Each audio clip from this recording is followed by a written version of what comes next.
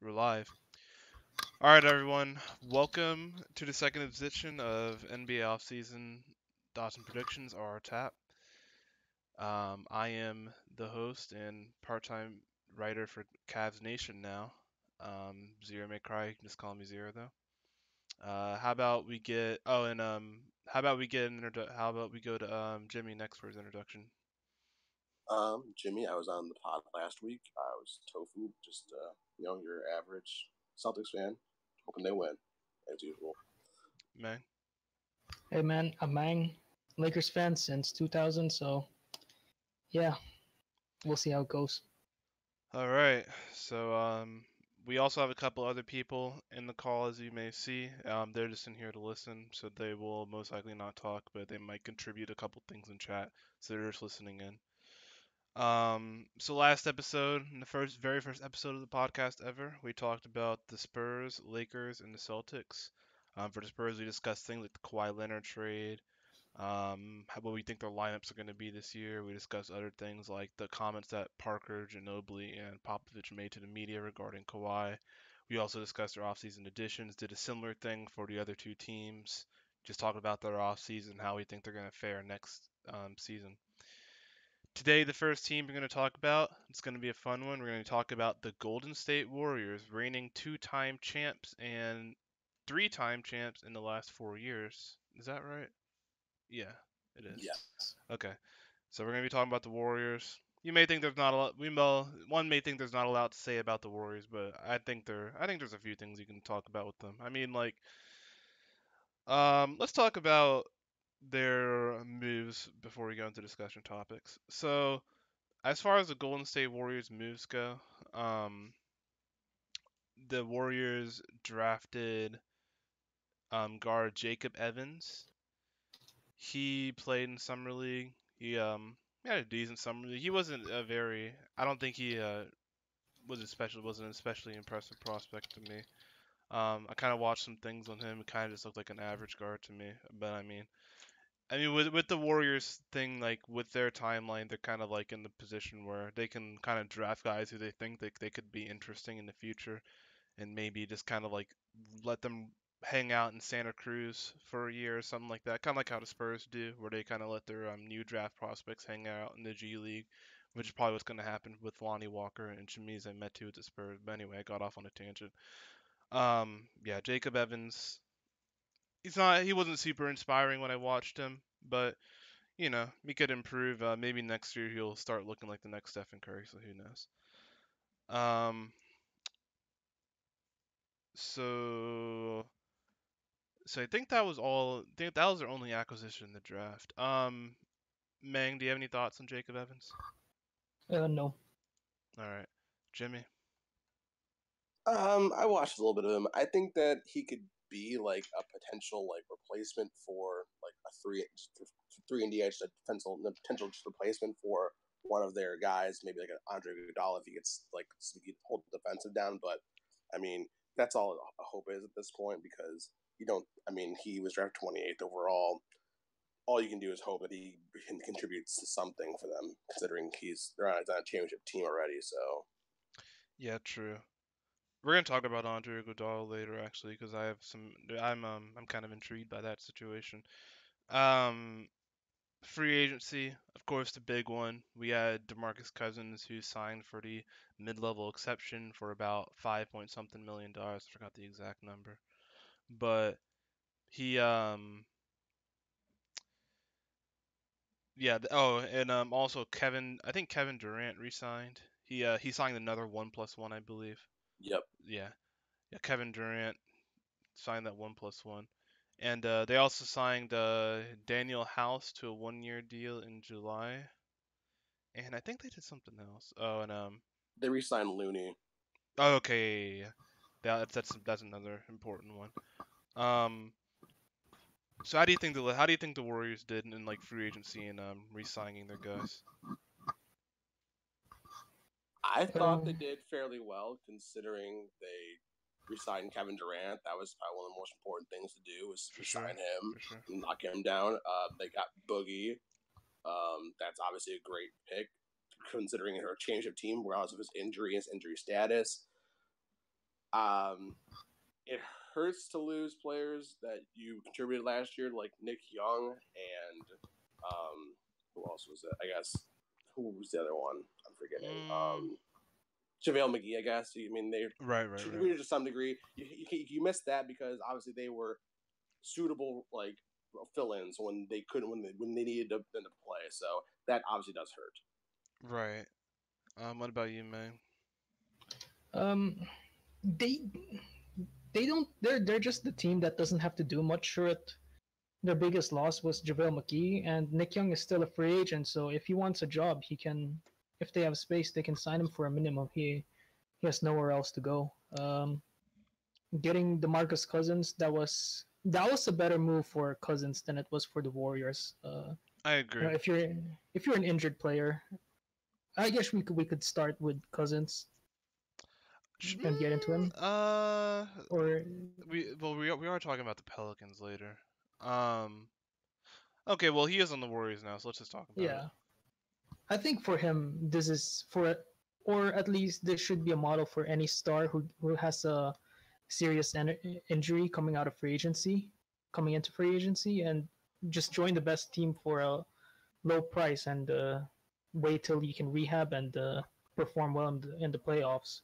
Yeah, I think. Oh, go ahead, Jimmy. Just that I agree. Okay, yeah, that makes sense. I think. What was I gonna say about Cousins? I really do think that the Cousins signing, they did fine with it. I have a discussion topic later about the fit of DeMarcus Cousins, so we'll get more into depth about that. But I think in terms of for DeMarcus Cousins, yeah, he did pretty well with that. Like he's in a very good situation with them. He can just rehab and then not have to worry about getting back because his team doesn't exactly need him. Like there's an argument to be, well, I'm not gonna get ahead of myself on the fit, but um, there's this it's a very good situation for him, as I said. And in terms of other parts of free agency, I think that the Warriors might have missed the mark a little bit by not getting sort of a more defensive-minded player on the wing. Just because, like, I mean, Kevin Durant is like a passable defense, and then the fact that Andre Iguodala is kind of getting up there in age, and that the fact that Kevin Durant isn't exactly like the best defender. Like he can kind of he can team defend decently well, but he's not like a real like defensive minded player. So maybe they could have done something with that, but I think at some point, like I've heard before, at some point you just have like so much more talent than anybody else. It's like, does it really matter? So, in terms of free agency, yeah, they did fine. They did kind of what they needed to do. Re-sign Kevin Durant. Um, what about Patrick McCall? What do you guys see in the cards for him? We'll start with Jimmy. I mean, since he's a free agent and they haven't signed him, correct? Is he a free agent? I thought he was a free agent. He's still a free agent. Yeah, so he hasn't signed out anyone yet. I think that whoever gets him, at least you land us a pretty athletic two guard that that's a willing defender. But I'm not sure where he ends up, honestly, at this point, because it's been a while since he's been on the market for a while now. So he didn't even play much last year in the playoffs. Sure, he was injured most of last year, anyway. So I'm seeing he got extended a qualifying offer. So he got a qualifying offer from the Warriors, and he's apparently. I'm looking at this news on Roto World from that source is the source is the Athletic, which is a pretty reliable Warriors source. He's apparently expected to sign a qualifying offer, so that kind of makes sense, I guess. Maybe when more teams have cap space, and I mean, he had like a pretty good rookie year. Like he was like, I think he was actually contributing like decently well in the playoffs for the Warriors. Like he had some moments in the playoffs in the 2016-2017 year that were pretty good. And I think he can be like he can be a contributing player to some team. Like I don't think that's the issue. Like I really do think he can be something. But right now the Warriors is kind of aren't super privy on signing him to an extension when they have all these other guys that they could maybe that they could maybe set their sights on. So yeah, I mean, so I guess we'll see. He'll probably be back on the Warriors next year for with this qualifying offer. Okay. Or maybe it's just better to experiment and get someone from the G League or something. It's a possibility. I mean, we're talking about a guy who averaged four points per game his career. Yeah, And I like mean, an like eighth guy. to be fair, he had a pretty small role in the Warriors, so it's like, I mean, is it because of that, or is it just because like he wasn't good enough to get a bigger role? So who knows? Um, I think the next thing we're gonna talk about was it's another Warriors victory. It's like, well, my next question was, is another Warriors victory sort of inevitable? And I guess I'll start with that one. Personally, I think that Personally, I think they're gonna still face some trouble, and they're gonna like struggle a little bit in the West. Like not like struggle, but they'll like have some 6 game series maybe like one or two 6 game series or 7. Um, I'm I still think they're gonna win it all. I think the Celtics can take them to 6, and that's about it. I think the Rockets might still be able to take them to 6. It depends on how bad Carmelo Anthony is for them. And depends on how well James Ennis pans out. I think James Ennis is going to be really good this year personally, but um, we'll talk about the Rockets next. Um, but the whole Carmelo Anthony thing, that's going to be an interesting situation. Uh, what else do you guys think? Do you guys think that the Warriors will have any trouble winning it all again this year, or do you think there's any teams that can give them a challenge? Let's start with May. From last year, I thought that they were a bit vulnerable, but on talent alone, they're so above everyone else. It's just there gaps in the way the Warriors play are starting to appear, and it's sort of it was already apparent back then. They used to be this turnover heavy team, Hmm. but I guess teams are starting to find ways to challenge them. But at the end of the game, like they can just keep shooting and win. But uh, Yeah, I see. Like I really do think that, like, for example, in the Spurs series, even though it only went 5 games, like this, like in Game 4 especially, and kind of in Game 5 a little bit, the Spurs are sort of exploiting like the fact that the Warriors commit a lot of turnovers and like just playing really tough defense and forcing them into tough situations, and they really can turn over the ball a lot if you pressure them. So like, I mean, they're just way too talented, but like it's something, I guess, you know. So there's that. Um, if it's you, also their play style. yeah, Like it's true. Steph and Clay, they're not these really athletic players that can sort of the more athletic you are, you can just overcome pressure. But these guys, they rely on so much on skill and shooting that if you put enough pressure, you can take some of the shooting away from them. It's just you got to take shooting away from at least three players for it to work. You cannot just double team.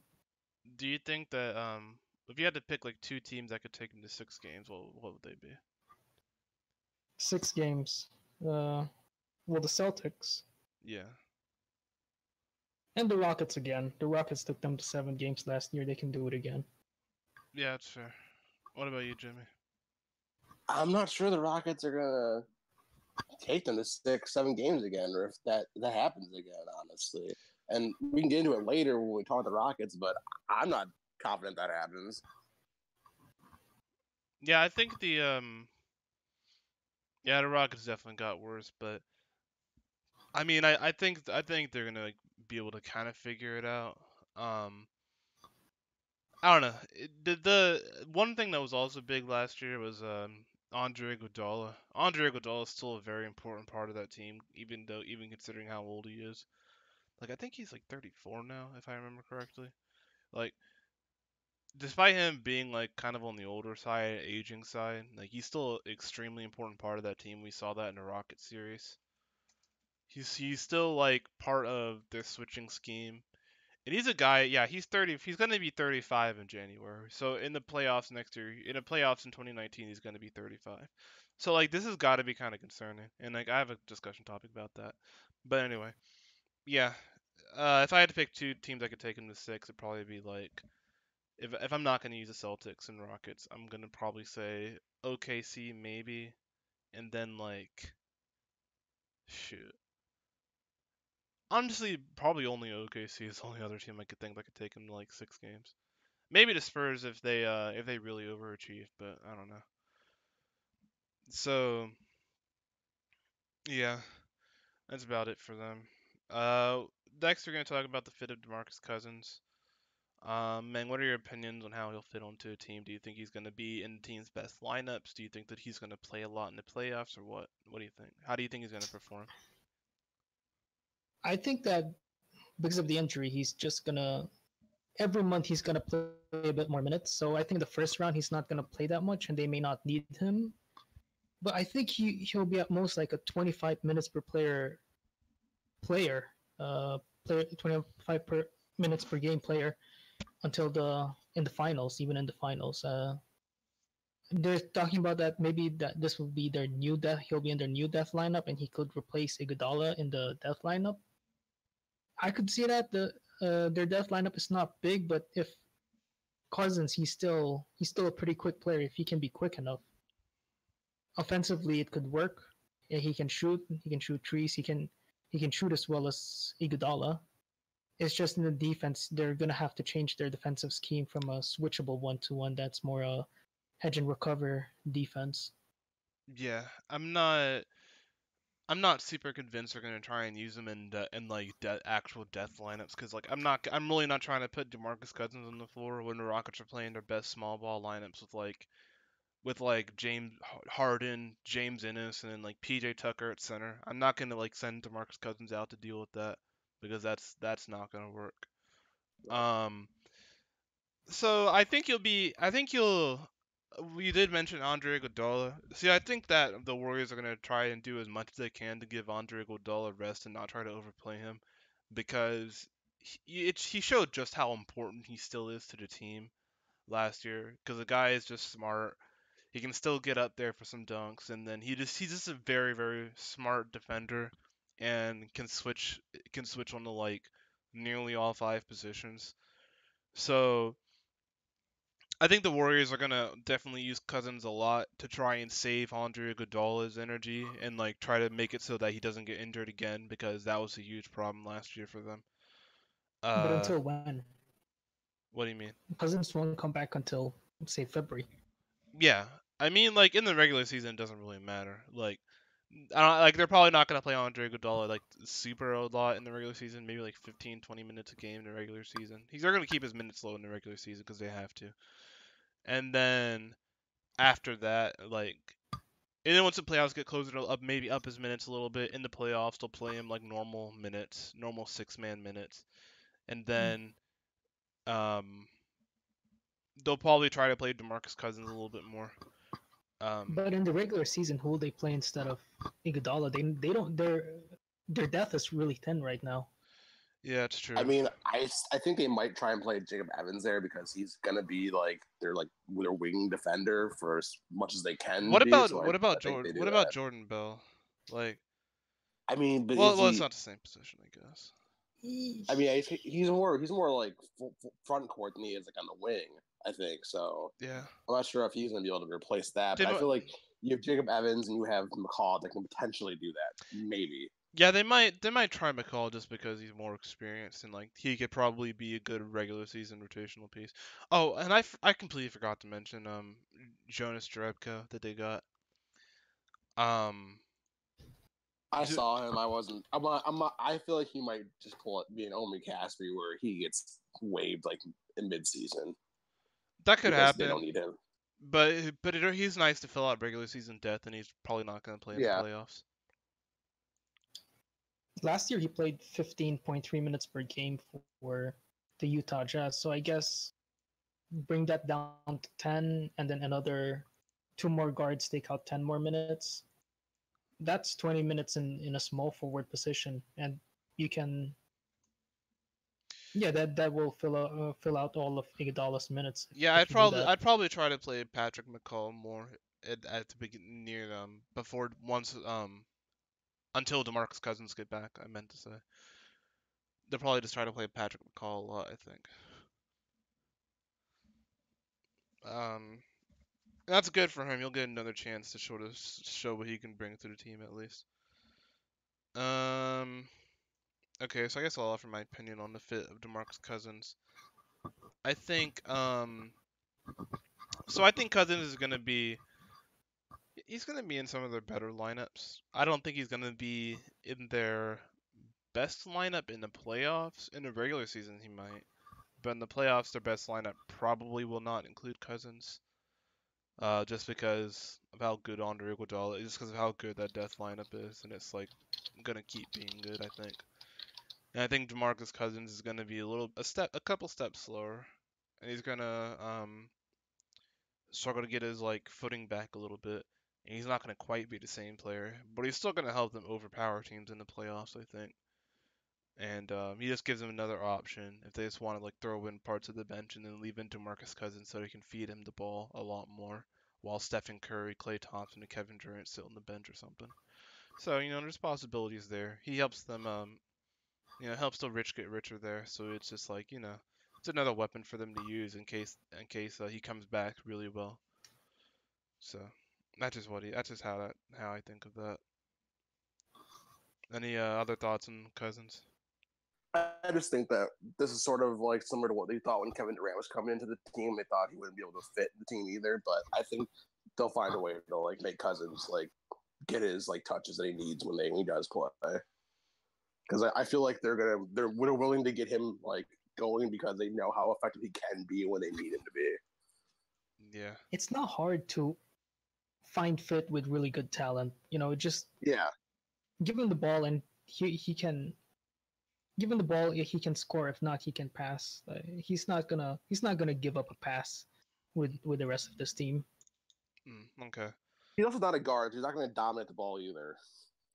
Like that's the thing you have to always worry about. Is like you think he may potentially dominate the ball. He's only on a 1-year contract. He's kind of playing for his career in a sense. So, but at least at this point, he's not dominating the ball. So you can kind of gauge how many touches he's actually going to get by how you're going to play through him.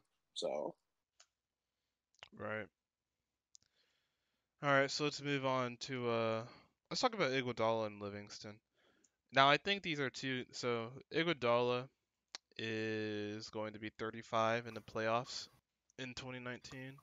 Sean Livingston, backup point guard for Warriors, is going to be 33 in the playoffs next year. So I think those guys are interesting players to talk about just because of how important they still are on the Warriors. How well they fit into the role, and have continued to play the role all these years that the Warriors have won. And the fact that since they're getting up there in age, are they going to become less effective? We saw Iguodala get injured. It's also like really impressed me how Sean Livingston's been able to stay mostly healthy throughout the playoffs. That's pretty great. But there's like the question of Iguodala. There's the question of should we find a replacement for him? Should we try to make some sort of trade at the deadline? Is there something the Warriors should do about that? Should they be trying to depend less on Iguodala in the playoffs, or should they try and like take the risk of him getting injured again? So, what are your thoughts on that? Let's start with me. I think you cannot tell until middle of the season. If some real problems are there by the trade deadline, I think they're gonna have to look at trading him. But right now, I don't see a reason. Just write it out, and especially if you can't get his minutes lower. For him and Livingston, I think Livingston he can still be good because his game is he has a bit of that old man game, a lot of mid range. He doesn't use athleticism that much anymore, so he can still play. But Iguodala, if he can move on the court, he'll be effective. I remember Livingston had the awesome play where he crossed up Harden and just blew right by him. That was like, whoa. You guys remember that? Yeah. Yeah. Yeah, he's still a very effective player. What about you, Jimmy? I mean, you have Quinn Cook, so I feel like we're also forgetting about him Oh to some degree. man, I forgot about him. Like he's I think he's gonna be a fine like backup or a fine spell to Livingston, not he being injured, him not being able to play as much. I think Quinn Cook's gonna be a fine player for them. I think that's a player they like just randomly, and that's the thing the Warriors can do is they can find these players that people don't really want, and they can make them into players that can help them out. And Quinn Cook's a great example of that. Yeah, that's a good example. He didn't really have like the size and like the length as Sean Livingston, but he definitely can be. Seems like he can be a very effective backup point guard from what he showed last year. Yeah. So for my thoughts, I think the Iguodala situation should be a little bit concerning for them. Like they're gonna have to monitor that and keep his minutes down a lot. And they're gonna have to consider like what if he gets injured again and we come up against another one of these tough teams. Like it's good for them that the Rockets got weaker, or else you'd just be a little bit more concerned about that. But since the Rockets got weaker, you might think, okay, well maybe we have a little bit more leeway now, especially since we have DeMarcus Cousins. Maybe we think, all right, well we got Cousins, the Rockets got weaker, so we have some more weapons to attack like the best teams in the West with. Um, and we don't have to worry about hinging on Iguodala not getting injured again. But at the same time, you maybe not don't want to take that risk, and maybe you're just like, well, maybe we should go ahead and get another defensive, switchy-minded wing. I've heard on some other podcasts and like people talking about it that maybe Trevor Ariza could be a buyout candidate at the around the trade deadline because the Phoenix Suns may decide, oh wait, we're really bad. Why do we need this guy? Let's just tank and get our top 5 pick. Even though tanking won't be as effective. But the worst record you have, you still have a better chance of getting a higher pick, so that's just facts. So, maybe if they waive Trevor Ariza or something like that, they should pursue Trevor Ariza very heavily because he would be a perfect replacement for Iguodala if he got injured. That would just be an incredible fit right there. But What? Trevor Ariza doesn't have the playmaking of Andre Iguodala. That's That's true. the big difference. Yeah, but Like, he was key in. but the thing, but for that trade-off, you get a guy who can shoot the three better, and and could probably like is a little bit less injury prone even at this stage of his Still a career, plus defender too, and as much and about as much of a plus defender as Iguodala was. So like even for less playmaking, I'd probably still take that if he's getting bought out at the deadline. Def for sure.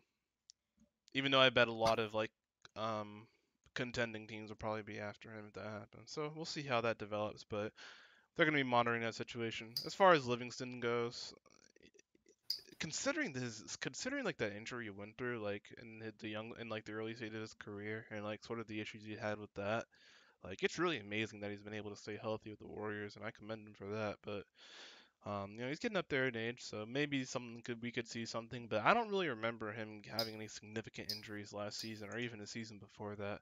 So he's going to continue to contribute for them. And I don't really see injuries getting in the way of that too much unless something comes up or some freak thing happens. So we'll see. All right. So next we're going to talk about how do you think the Warriors are going to approach the regular season? Do you think they're going to be kind of lackadaisical about it? Do you think they're going to try and rest players a lot? Will they be able to rest players a lot with the rules about that? Just give me your thoughts on how you think the Warriors will do in the regular season, how they'll approach it. Start with you, May. I think use as much of their they will use as less of their big four as much as possible, because and include Iguodala and Livingston to that as well, because I think they will be bored of the regular season. They Last year they were really bored. I don't think they're gonna be. I think they could be the third seed. I see that happening. They just won't. They just don't have anything in them to care about the regular season at this point. Yeah, I would say it's a hot take, but it's not really a hot take, honestly, when you think about it. Yeah, good thoughts, good thoughts. What about you, Jimmy? I'm more on the side that I think they'll try this year. I feel like they saw last year. They kind of took that foot pedal and they were almost, in a sense, like shot in the foot because of that. Because they almost lost the Rockets in 7 games. And I think they see that, and I think they do try to win. But I also think they keep an eye on the Rockets too, because I think if they're not as good, then they're not going to try as hard. But I do think they're going to try and just be about the Rockets. I think that's a goal in their eyes. Like we just need to have a home court advantage against the Rockets. That's all we care about at this point. So that's what I can see. I As mean, far as I that still think it's goes. tough to say the home court advantage really moved the needle for either of those teams, just because they both won on each other's home floors. You know what I'm saying?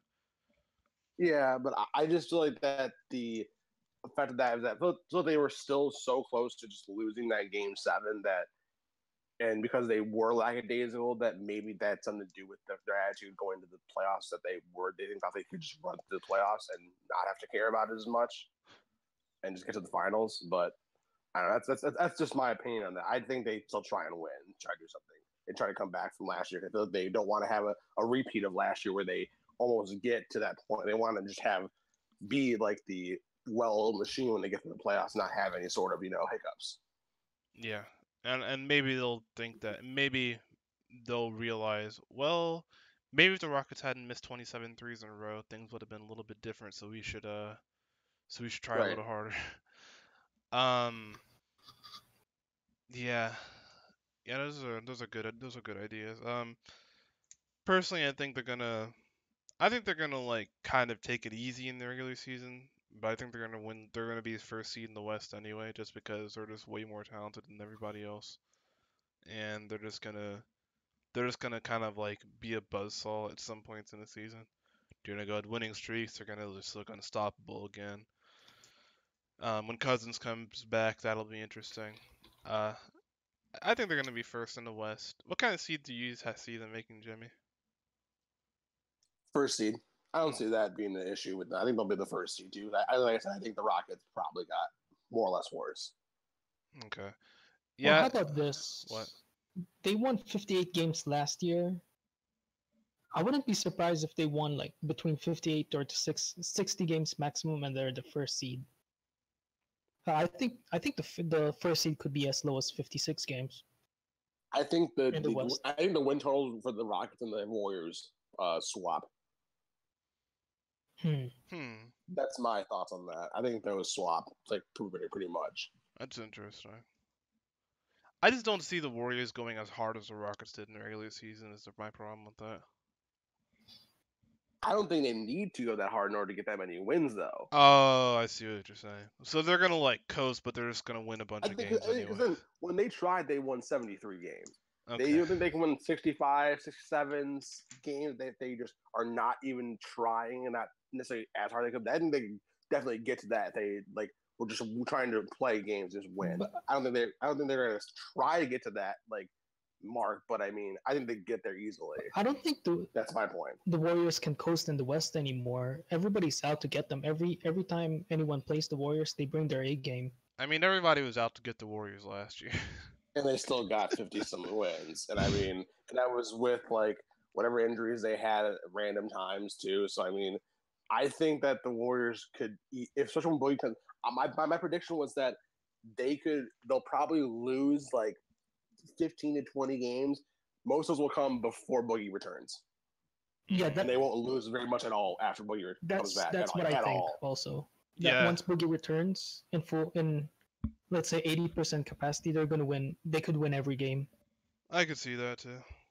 I could definitely see that. They're gonna look like unstoppable for the rest of the regular season, and then they're gonna like look kind of human in the playoffs, kind of. That's what I think. Okay, so I think we aired out all of our points on that. We've actually kind of gone a while on the Warriors, so I'm gonna skip the potential future free agency decisions because I don't really think it's too necessary to cover right now. And we're just gonna go into our predictions. So I'll start with my prediction for the Warriors. My prediction: the Warriors win about 60 games, finish first in the West. Yeah, first in the West may only be like low 60 games, I think. Like 60, 61, 62. I think they're going to win that many games, be first in the West. I think they're going to win the championship. Okay, none of these are like really hot takes.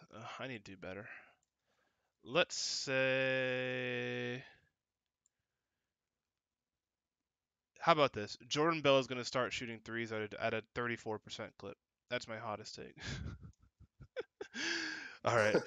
Okay, Jimmy, you go ahead. I mean, I just personally think. I mean, I guess I would say that they don't lose it. They don't lose a game when Boogie returns to their lineup. They don't lose Okay, a game. I like that one. I like that one. What about you, man?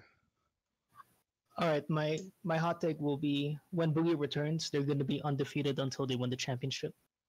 Ooh, I like it. I mean, Take it a step in good further. capacity. So not February, but like from middle of March until they won the championship, they're going to be undefeated. So you mean like once Boogie comes back, they're not going to lose a game until they hold up Yeah. the Larry O'Brien trophy? Okay. Yeah. But he comes back good, so Okay. it's not like, oh, we're testing him out and stuff. Okay, I like that one. I like that one. Okay, anything else you want to cover with the Warriors before we move on to the Rockets? Any last words on the Warriors? May? Nah. All right. To the Rockets. So, there's a lot to discuss here. The most important offseason moves, the Rockets acquired Carmelo Anthony after he was bought out by the Atlanta Hawks. They also re-signed Chris Paul to a 4-year max contract. They also, what else did they do? Signed James Ennis. Yeah, they signed James Ennis. They signed Rookie of the Year Michael Carter Williams, and they also Signed that Bruno Caboccio guy too. yeah, Bruno Caboclo. They got Bruno? Yep. Yeah. Wow. They also signed Clint Capella to an extension for how much is that deal for? That was 5 years, 90 million. I think it was 5 years. Wasn't it 5 years? 95? Something like that. That was 5 years, 90. Let me look. Clint Capella. I'm going 4 years, 80. It was 5 years, 90.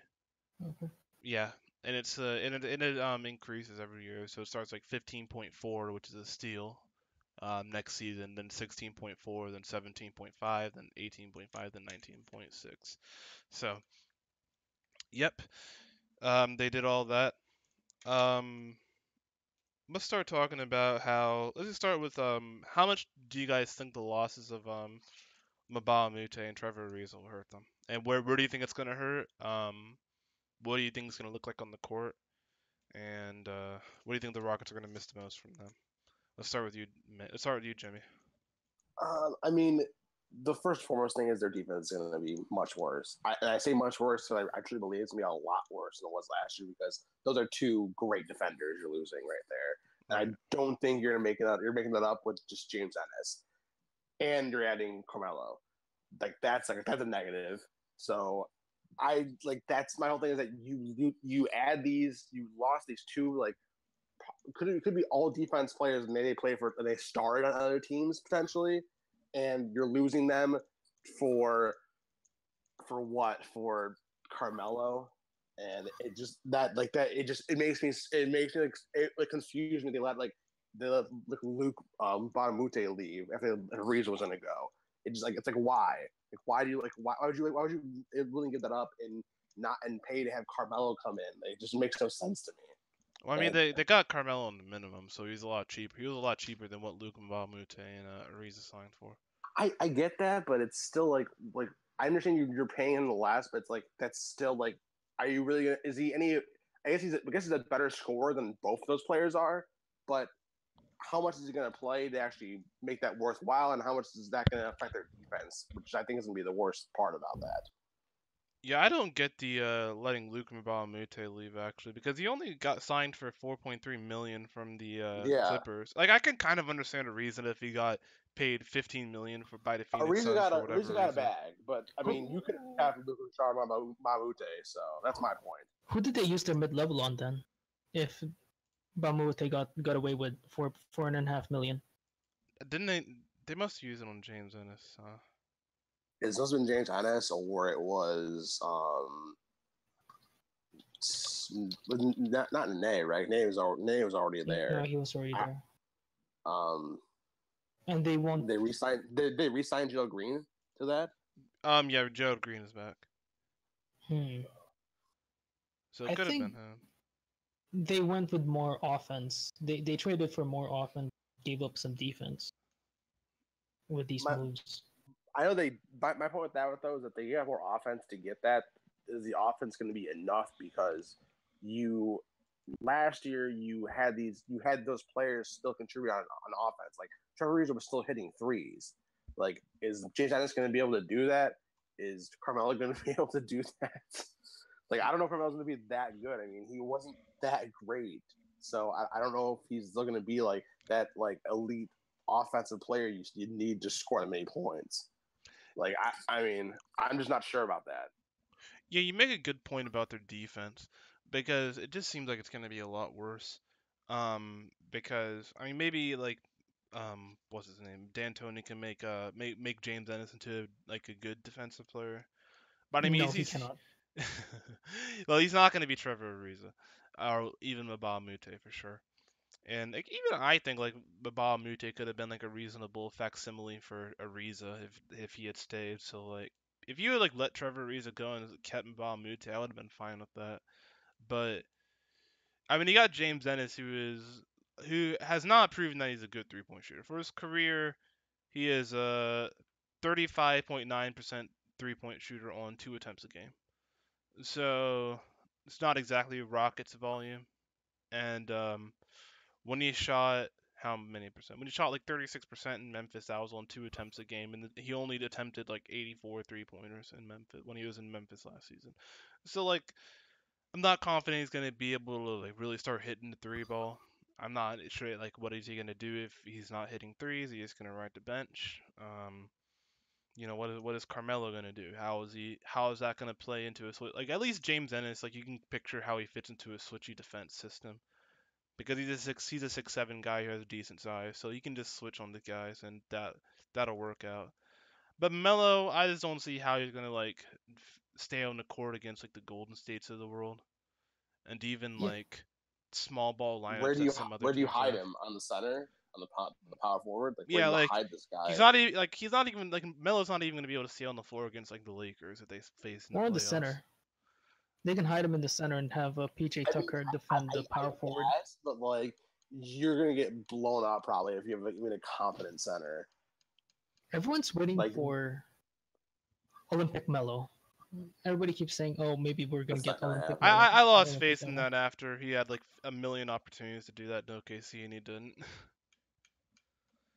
So I mean, I don't know, man. I mean, like, I'm kind of feeling like some of the players who wanted Melo more than like the front office did. Like, no, I could see Daryl Morey just saying, you know, we have a lot of potential in Melo. Let's go get him. I think he just wanted to make Chris Paul happy because he just signed him to a 4-year deal, and it's like, now what do? I guess we gotta sign this dude's friend because we kind of just hatched our wagon to him long term now. So I don't think that's what Daryl Morey's about. I know he's not gonna say it, but I think that's probably why he would sign. I mean, Daryl Morey wouldn't really make this type of move, like honestly, if it wasn't the fact that he has Chris Paul on his team. I don't think he Melo's gonna stay for only 1 year. Yeah, that's what I'm saying. Like, I mean, they're gonna pay him for more than 1 year. I mean, that's my point. Is that like I don't think that even Melo would be on this team if Chris Paul wasn't. That's my point. Like, Daryl Morey wouldn't even make this move if Chris Paul wasn't on the team and signed like this. I think Morey saw the best case scenario is that they get Olympic Melo. They get a really efficient Melo who can really shoot. In worst case scenario, they bench him for like James Ennis or Gerald Green or something. Yeah, that's the worst case. But in the best case, like they could get a top 20 player again or a top 20 role player. And I think that's all that they saw, and that's all that mattered to them because they know that by playing safe in free agency, just trying to get the short talent, they're not going to win the Warriors like that. But if they increase like the the chance of getting something amazing. That's how they can beat the Warriors, and I think that's what they saw. Yeah. So, all right. So I guess we kind of talked about that enough. Let's move on to talking about the contracts that were handled out. Specifically the Chris Paul contract and the Clint Capella extension. So start with the Chris Paul contract. So the Chris Paul contract, I'm looking at it now. It's 4-year max, signed on July 7th. First year it pays. I don't think there are any like incentives or I'm not sure. There might be like slight incentives or there might be like partial guarantees. I don't think there are. But what I'm looking at now, the first year was for 35.6 million. Second year, 38.5 million. Third year in 2021, 41.35 million. 21-22, 44.21 million. So, what are you guys' thoughts on that contract, and do you think the Houston Rockets made the right decision by giving him that? Do you think they should have thrown in some partial guarantees, or like a team option, or see what they could have done to make it a little bit more team friendly or something like that? Was it a bad contract? Yes. Was it the right move? Yes. Yes, they're paying that. You can't replace Chris Paul for whatever you're going to pay someone else in that situation. So you have to pay him. You don't want to, but you have to, because even though he's over the wrong side of 30, getting that many years, he's the reason you were almost to the finals. So you got to pay him, and It's you have like to hope that he can sustain that. it's like a 2-year deal, but it's actually gonna cost them 4 years. They're gonna get the 2 years out of that, and maybe who knows? Chris Paul might age gracefully like Stockton or other great point guards, but uh, they they might just, I don't know where they're gonna find players to fill their roster later on, but it's gonna be good for them right now, and that's all that matters to them. Yeah, it's gonna be interesting, seeing how that contract ends up in a couple of years, because he's gonna be like what 36 and earning over 40 million. So I that's like, yeah. I guess you have to assume that they think they're going to win a championship, and so when they have these contracts with the Capella and Harden and Chris Paul stacking up, the players are just going to want to come and play and potentially win a championship with them. I Yeah, think that's what they're really hoping for at this point. yeah. I mean, at the very least, like they're showing that they want to go like all in with this team, and they're not like cheaping out, even though they kind of did by not wanting to pay the luxury tax by giving Ariza and Mabamute their money, but that's another story. Um, yeah, I mean, like Meng and Jimmy emphasized, they kind of had to do it. Um, it's probably gonna end up not a good contract in a couple of years, but but like even if you don't win a championship, you took the Warriors to 7 one time, so I mean, I guess it was worth it. Um, and maybe if you're right there again, then it's definitely worth it. It's just gonna like be awful if they end up like losing in the second round for the next 2 years, not even getting to the There's Warriors, and there's then also yeah, go ahead. there's also a case that with their salary, they cannot get any better players anyway. Like Well, yeah, with the amount of cap that they yeah, have, yeah, lack of cap. they're already overcapped. So just spend money on Chris Paul, and then you will still have the same capacity to get newer players. So Yeah, I see what you mean. It would trouble me a little bit less if they had like made it a descending contract instead of an ascending one. mm, But I mean, I don't know. It's tough. Like even if you made descending, it's not like people are gonna be lining up to trade for a 36-year-old Chris Paul is getting paid like $35 million, I guess. it's also ascending because the cap is ascending also. So Oh yeah, that's true. that's also according to that. But with their contracts, the question still is Ryan Anderson. Can they trade him? Can they trade him for who? What else can they give away to get to improve with the contract of Ryan Anderson? Yeah, it'd be useful if they could. Excuse me. It'd be useful if they can somehow get off that. Um, So, and then we'll talk about Clint Capella next. What do you think of the Ryan Anderson for Kent Bazemore speculation? So, I could see it making sense for both teams. Because, it lets Olan take on a bad contract and they're not playing to be good for a little while. And then Ken Bazemore is a guy who could potentially contribute. He can contribute a lot.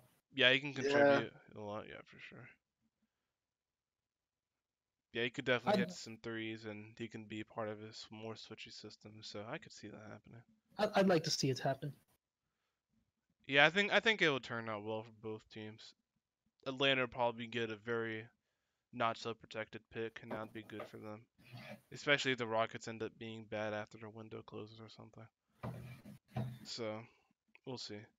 Um, Clint Capella got his money. Those negotiations were interesting. For a while I was like super convinced that Capella was going to take his qualifying offer. Um, just because of like, I guess I'll offer my thoughts on this first. I was super convinced he was going to take his qualifying offer like a month ago. When the negotiations were stalled, I was like, yeah, he's gonna take his qualifying offer. He's gonna take his qualifying offer, and then in 2019 offseason, he's gonna sign with like Dallas or something because that would be perfect. That would be a perfect fit, and they could probably pay him max.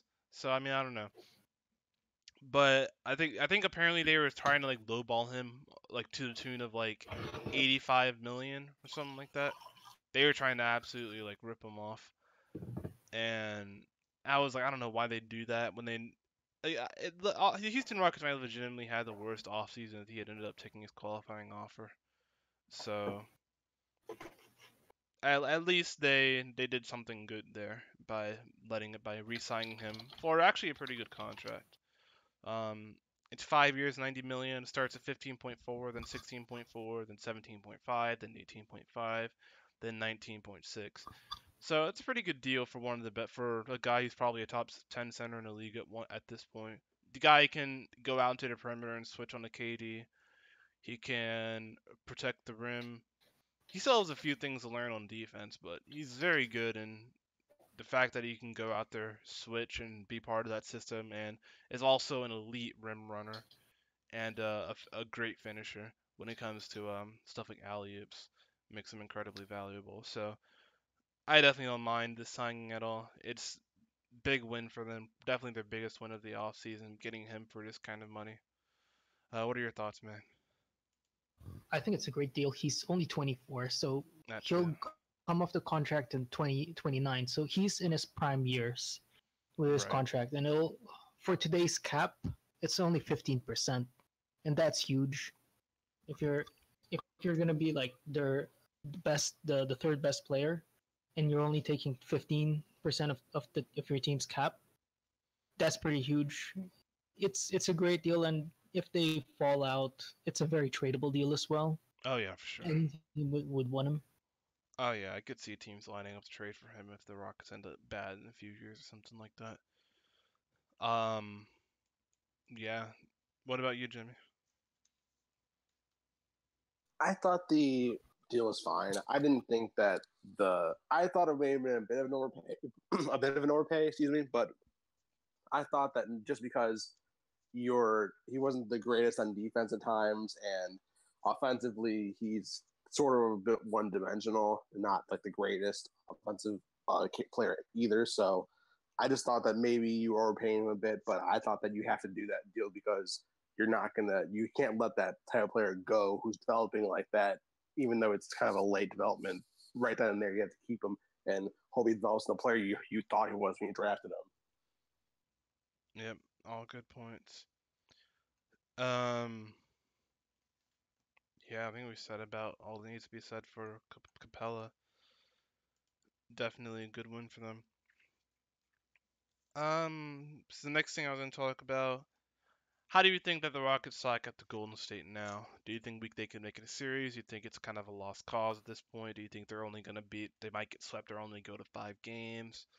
How do you think the Rockets, will they get to Golden State? Um, where do you think they're going to end up in the West? So let's talk about that, Jimmy. I guess I'm just not sure if. I mean, I think they got worse overall, so I don't know if they even make it necessary to play the Golden State Warriors again. I mean, they could lose to a few other teams at this point in the West. They're definitely vulnerable without the defenders they had before. So I don't think they're gonna go to 7 games with the Warriors again. That's just my opinion on that. I think they're definitely. I think that should be their goal at this point to go to 7 games because I don't think they're gonna get there at this point now. Mang.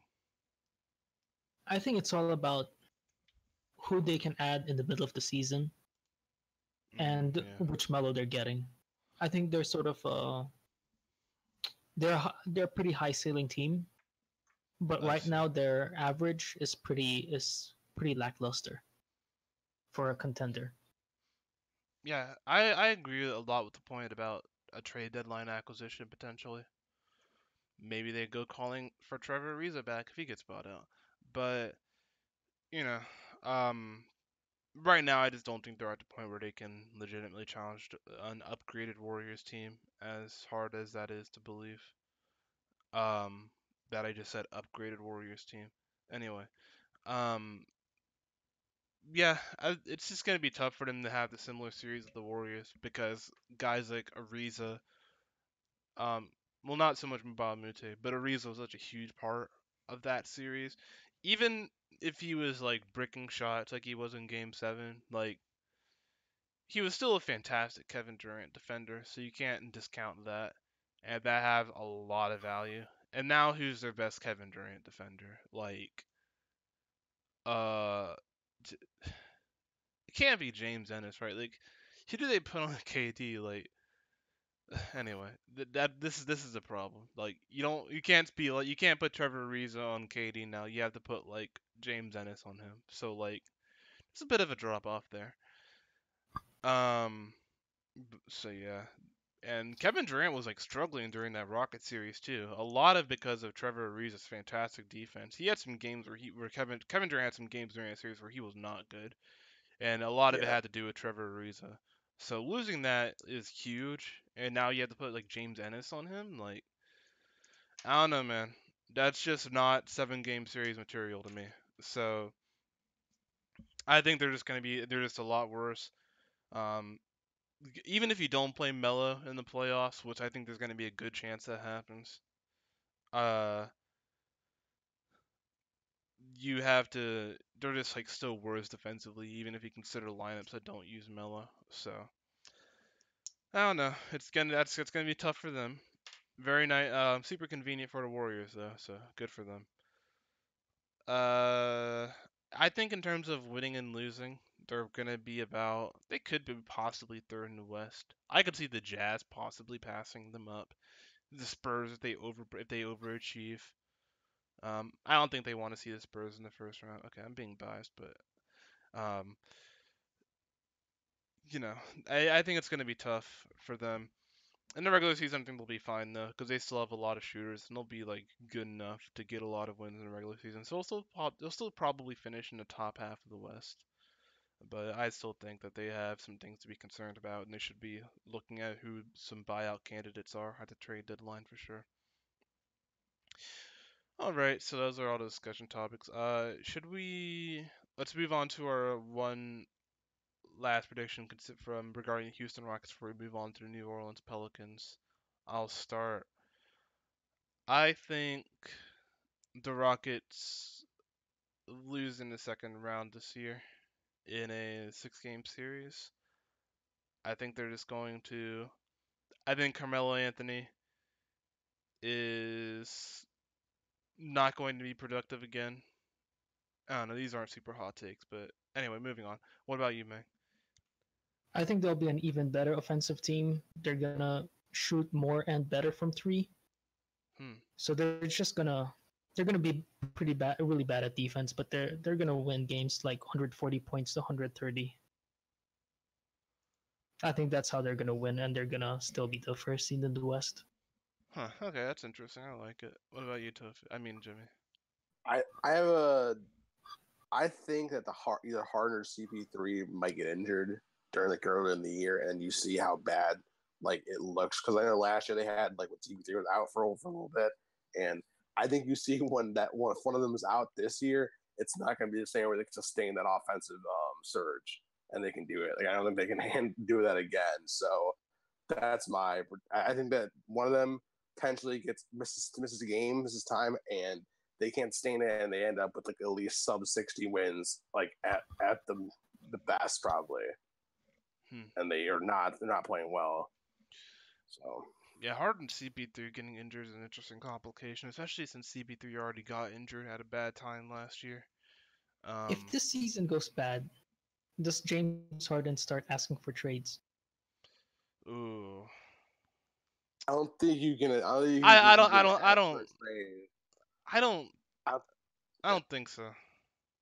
He has 3 years left in his contract. Yeah, he's like what? He's like 29 now, right? I mean, unless like literally he is the last person to be traded from that team, you're not trading Harden. Like you are trading Clint Capella, you are trading or not trading Capella, you're trading CB3 before you trade James Harden. That's for sure.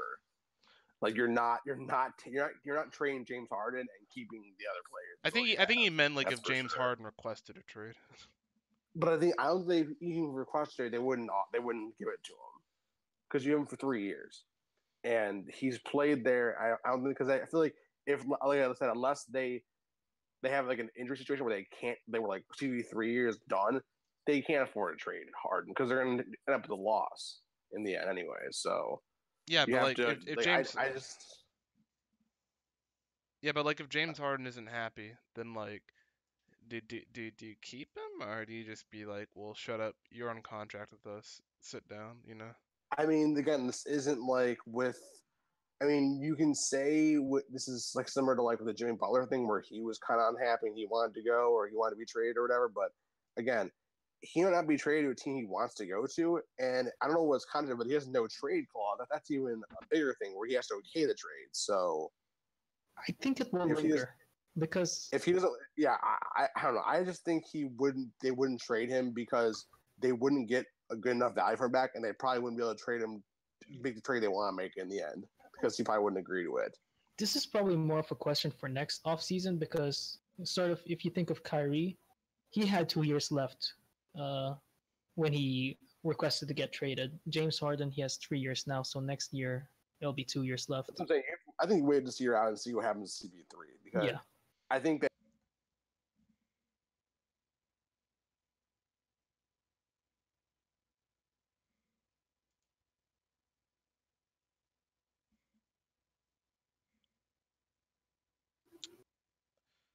Yeah, he cut off. Ugh. You think you can edit that out? Sorry. Continue what you were saying. You cut off in the middle I of was, that. I was just saying that if you have those players that if you, I mean, I think that Chris Paul's a linchpin to all of this. So if he gets injured or if he gets his career like goes down or his value declines, that's the only way that you build a trade Harden because that means your team is screwed because you have all that money going into him and that's all like for naught at that point. Yeah. He's like what 40 million when he's going to be like 36, I think. That's crazy. Yep. Yeah, no, I just think that I mean, I personally think that like Harden should be the last guy requesting for a trade, even if this doesn't go well, just because I think a lot of the blame falls on him for the team underperforming at times, and especially in the playoffs. Like I don't know, like especially like we all know about last year against the Spurs. Everybody knows that and agrees that was awful. And he quit on his team, but I personally think he was not good in the game 7 against the Warriors. He did not perform well that game to me.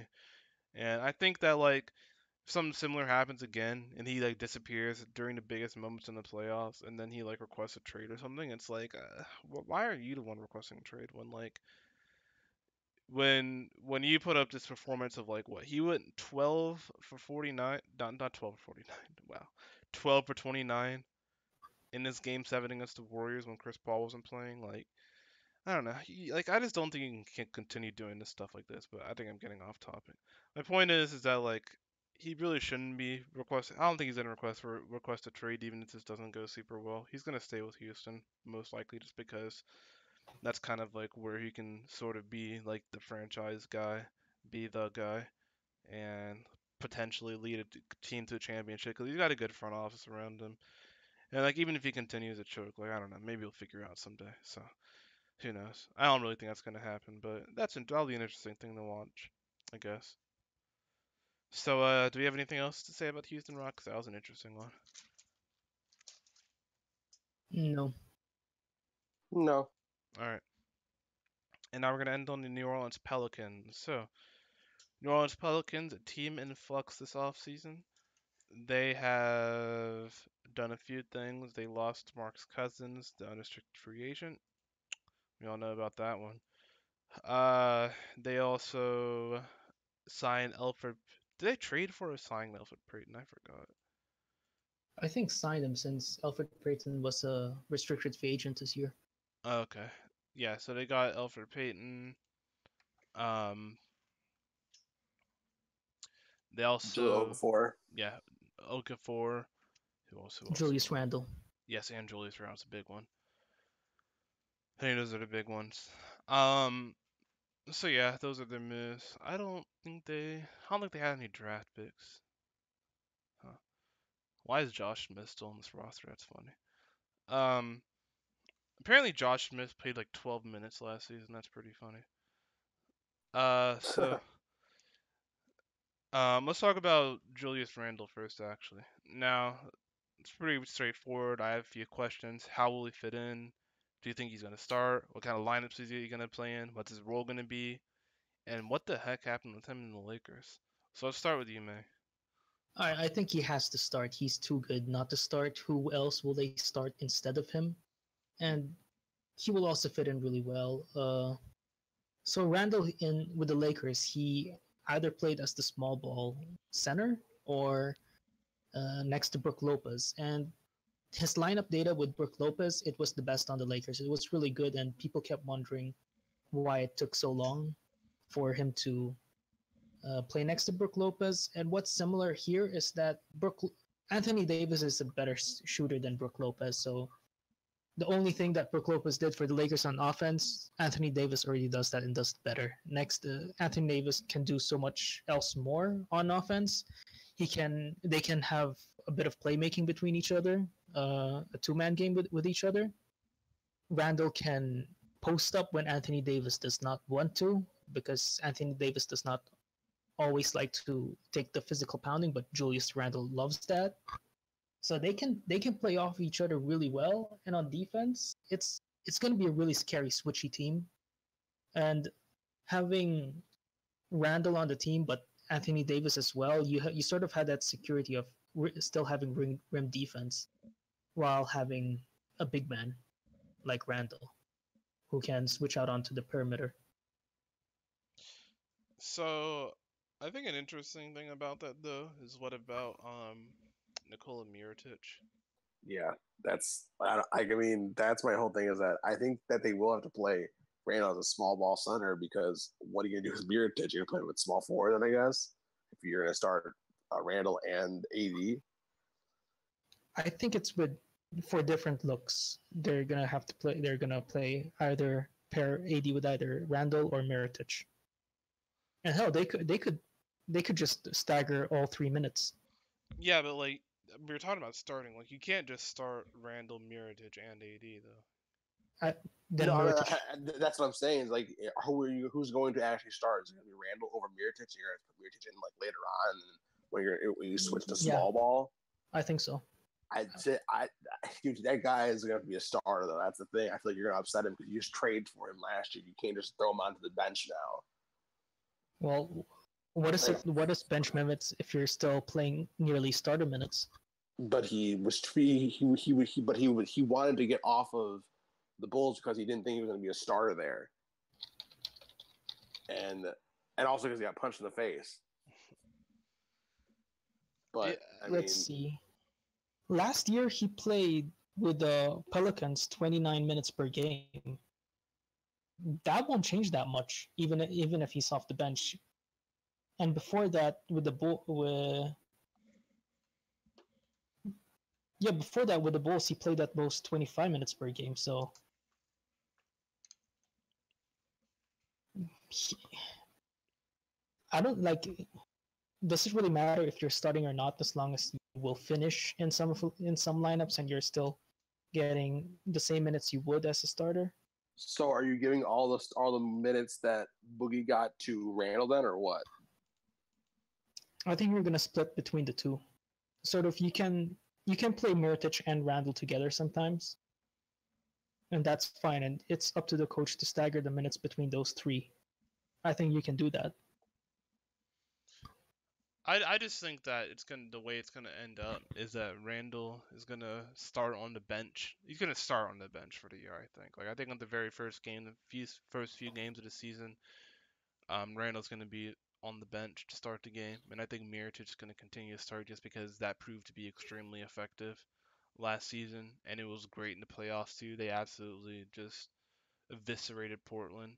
Um, just playing Mirotic at the 4 and AD at the 5. So I don't think they have any reason to like not to continue doing that. I think they're gonna probably, especially at the beginning of the season, because the beginning of the season a lot is for experimenting with lineups for a lot of coaches. So I think there's gonna be a lot of times where they'll try putting Randall next to AD, and heck, they may even try some lineups in games where they're doing in games where they can win playing at we're gonna get to Okafor. In games that they know they're gonna win, playing all three of Mirotic, Randall, and AD. So I think they're also gonna give Randall, and like Mang said, that's a good point about staggering those guys. There's a good chance they're gonna do that. Like maybe you try mix and matching the guys like Mirotic and Randall, or Mirotic and AD, or AD and Randall. So we'll see a lot of combinations of those guys. But however, I do think that Randall has going to have a good role in the second unit if you keep him on the bench, just because he can be a great scoring machine as a center, and he can rebound and be an energy guy and push the ball like in lineups where he's the center against bench units. So I think he has a place like playing as a bench player, even though I do think he's good enough to be a starter. Maybe just not on He's this team because the fit isn't exactly the best when AD he's is too good starting to at be center. a bench player though, I and I mean, think I mean, on this team he's like, he's better off hmm, starting on this team next to Anthony Davis.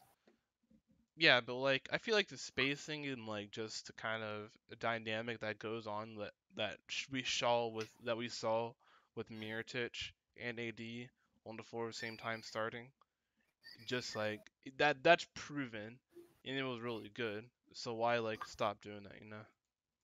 I have a question about did AD ever play that much power forward? Because I mean they have a good amount of backup centers, like center depth too. They could play. I mean Diallo was playing pretty well in summer league, and they have Jahlil Okafor too. So I mean, could they potentially play AD at a power forward as well?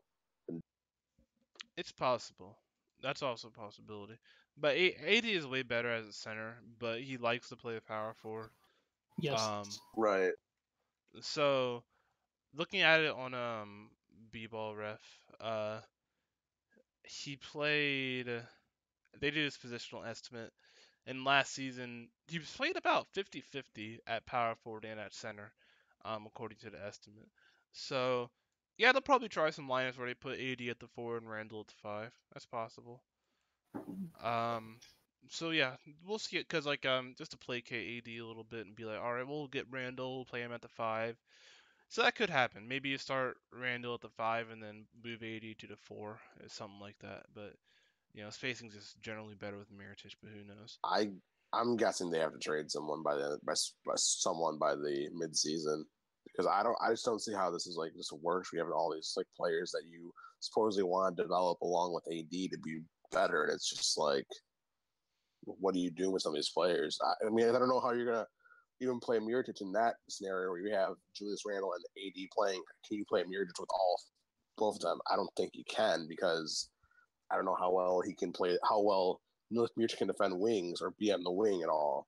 So That's my whole thing. Is I feel like they're on their way to having to trade someone to placate either AD or Randall, or yeah. What do you think about I do like the rest of the roster though. I mean, I like sort of like the thought behind it. Um, oh yeah, what do you think about Okafor? I kind of see him more as being sort of a let's take a flyer on him and see if he's anything. If he's not, it doesn't matter because we have enough depth kind of guy. Yeah, yeah. I Me mean, too. they have Diallo there, so I mean, Diallo's obviously probably their backup center, and realistically, but I mean, if Jaleel Four is even like a plus for them, like on defense and some offense, I think that's good for them. So Yeah, they can throw him out there and see if he like if he if he can show them anything interesting. But I don't think. But even if he just absolutely does nothing and is a negative, then it does. It's not. It's pretty inconsequential. So I mean, you might as well, I guess.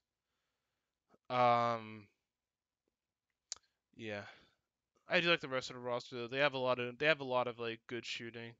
You have guys like Darius Miller, Drew Holiday, who's looking like an all-star again. Not in the West, but in the East. Um, Solomon Hill is still okay. Ian Clark. Etwan Moore, underrated shooter right there. So yeah.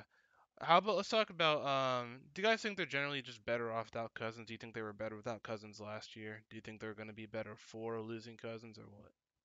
Let's start with you, man. Um, according to NBA.com's lineup data, their best. So they had about around 105 offensive rating with Anthony Davis and Cousins on the floor together.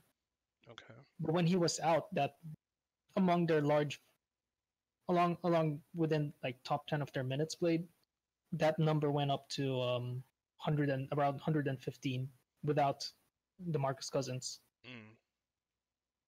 Yeah, because So they ran a lot more when he wasn't playing. yeah. Also with their pace, with Rajon Rondo, their pace was the highest, Oh yeah. with or without DeMarcus Cousins. Mhm. So yeah, I think you cannot say that a team is worse without two All Stars, but at the same time, you might have a question of how do you optimize Anthony Davis, which I would like to get into because Anthony Davis, he's so talented, but he's never. Last season, right after DeMarcus Cousins got injured, he averaged like 35 points per game, but the rest of the season it was around 28.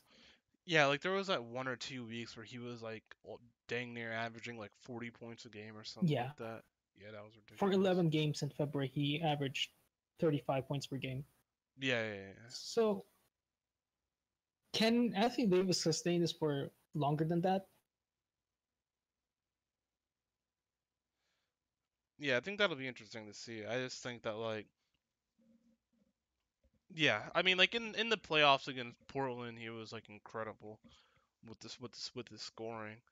Um yeah, it definitely feels like we haven't like truly seen peak Anthony Davis for like a whole season. We haven't seen him optimize like that.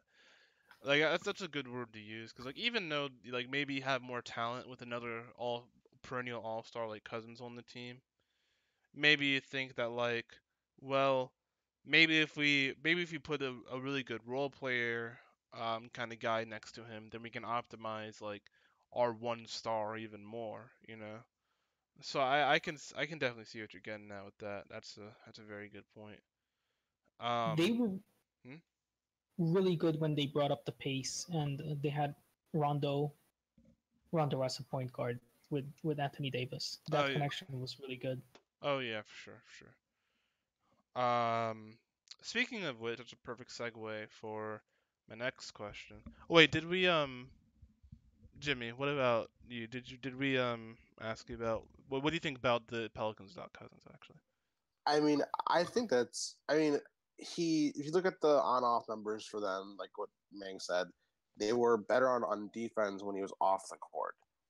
Like, Mm-hmm. so I guess you can. I mean, as far as offensively, there wasn't much difference when he was on and when he was off. So if you're losing him, I mean, if you can replace that offensively, like without volume, I don't think you're. If you can find a plus defender to also with that, then I think you're probably better off in the end because clearly they're better off.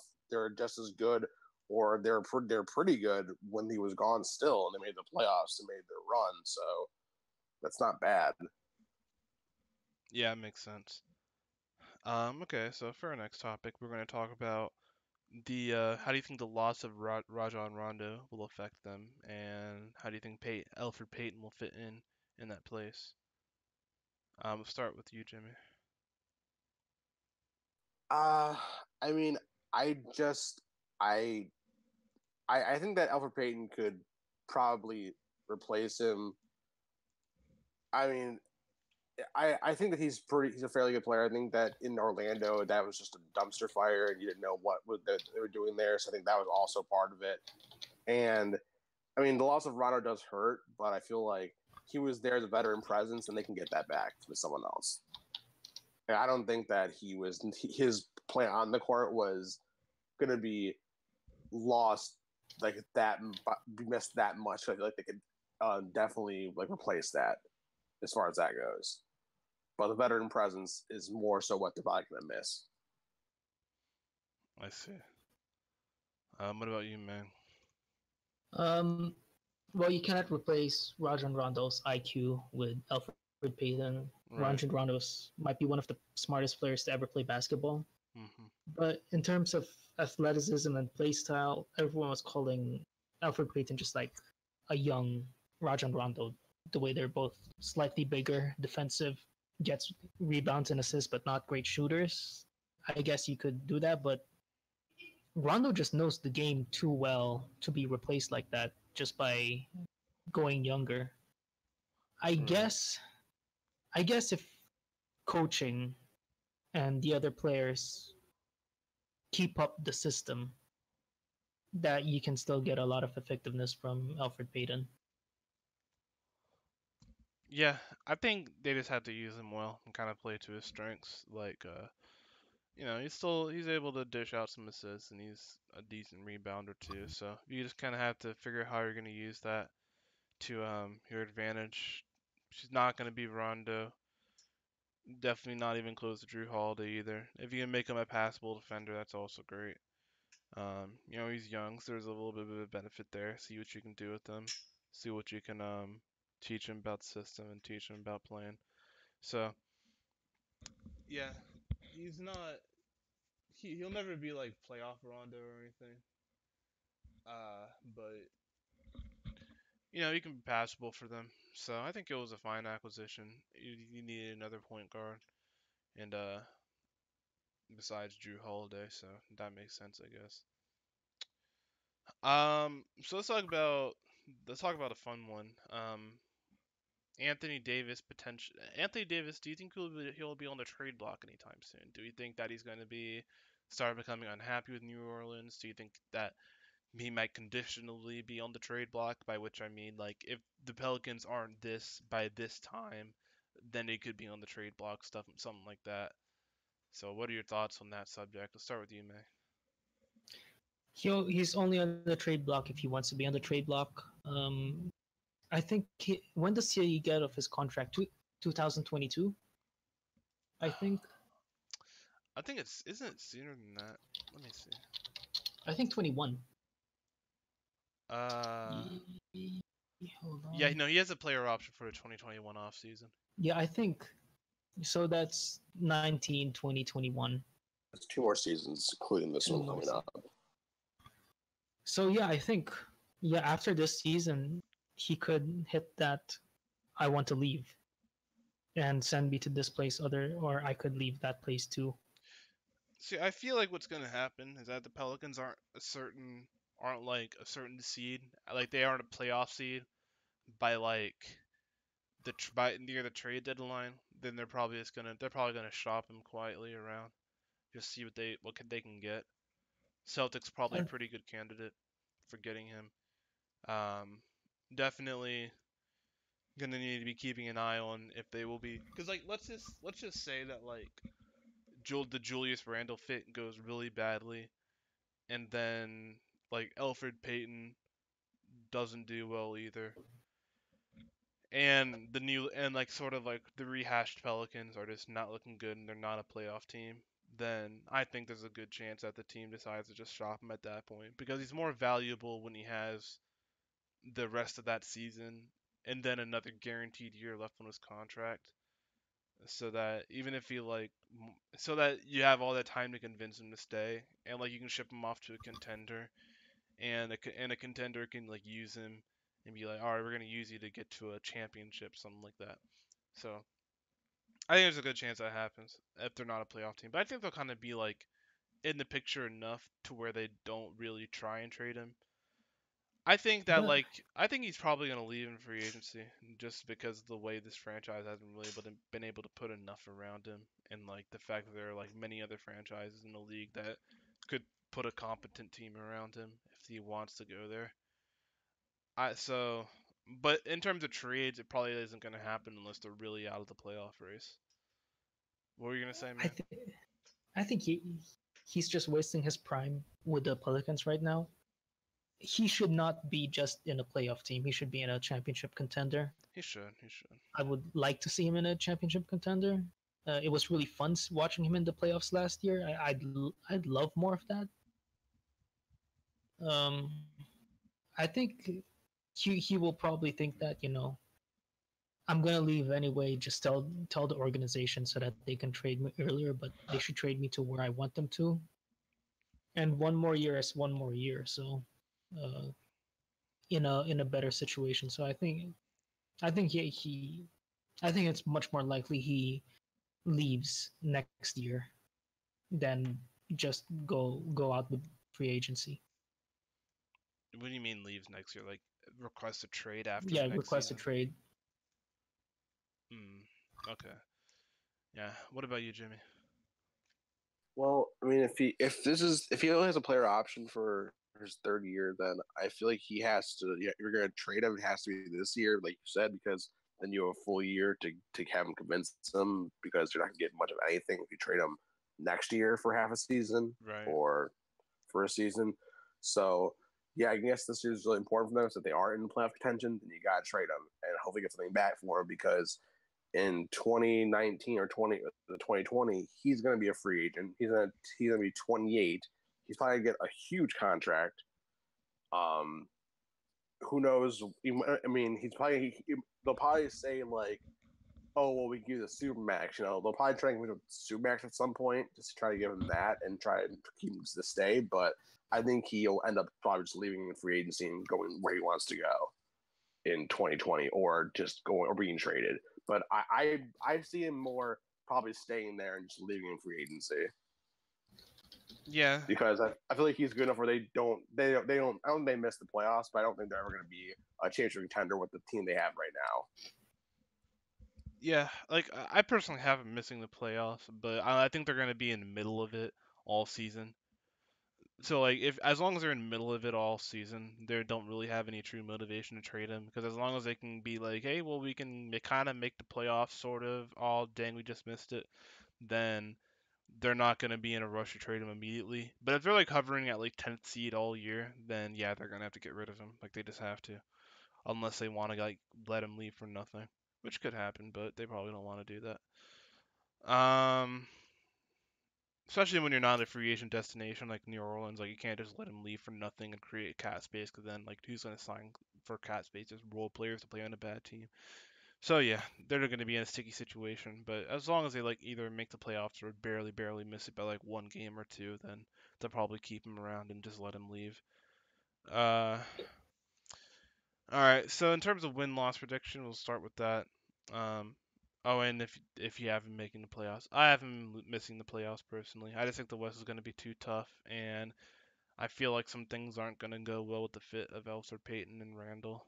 I think it's going to be kind of dicey at points, and in the West, there's like barely any room for error. So I think that's what's going to happen.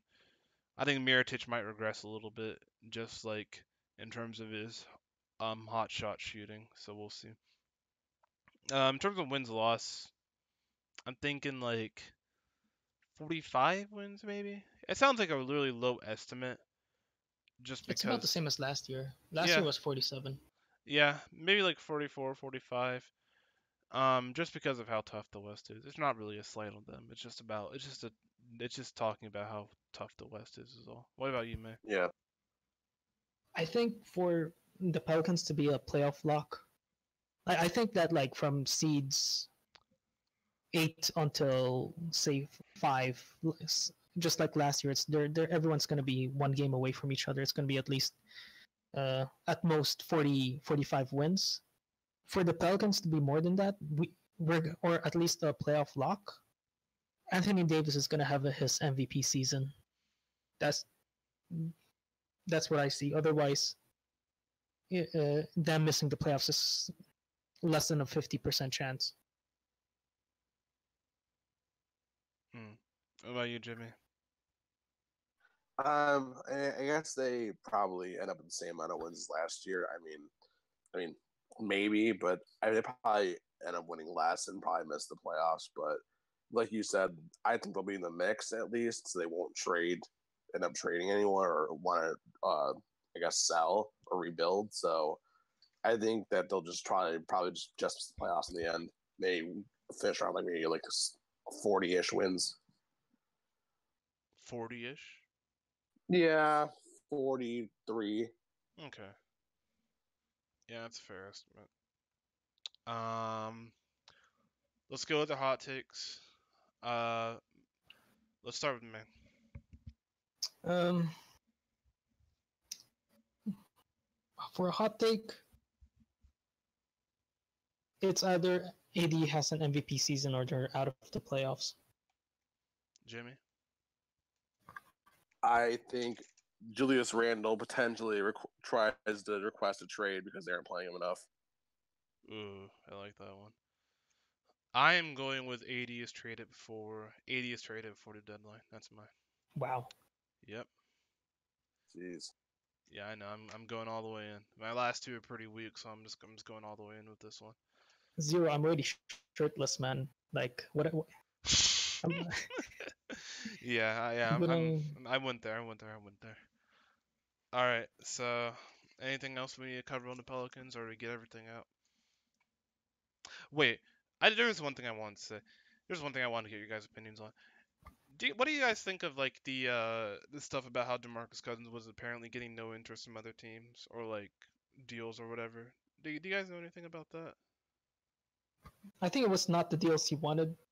From what I heard, and from what I heard that other people heard, it's that he wanted more than 2 years, but all he was getting around was 2 years. The Pelicans offered him like 4 years, but it was not the max. It was well below the max, and he just thought that um, play with the Warriors, and then next year you can get the deal that you want. But him not getting zero, absolutely no offers was not true. Yeah, it's true. Probably those multi-year deals that were way below his healthy market value.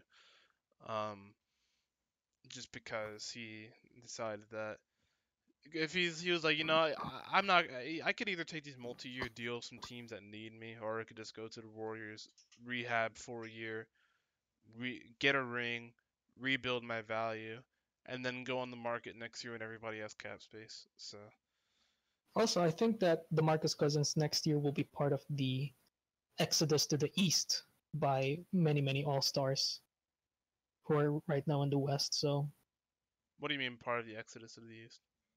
I think a lot of players in Western conferences will just start signing to Eastern teams, especially the East. Certain like some teams in the East, they'll just have more cap space. And then eventually in 10 years, it'll be reversed where the East is way better than the West. I don't think so because the West has the better organizations, the better GMs, and That's the true. better owners. That's true.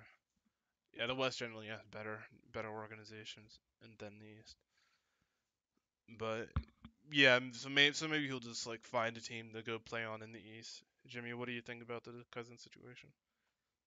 I think that he must have just not gotten the offers he wanted and was just hoping for, like, if he was going to go play somewhere else, like for a non-contender, he wanted probably a real deal.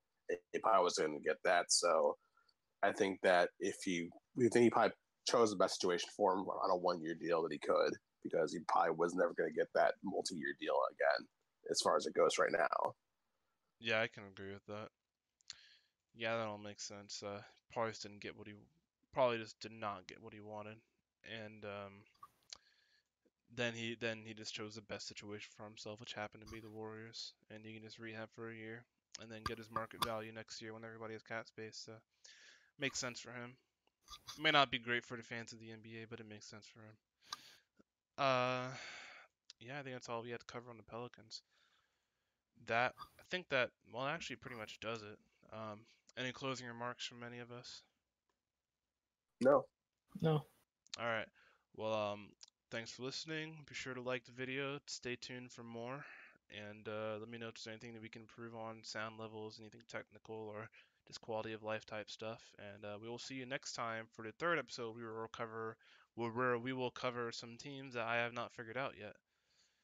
And with that, goodbye.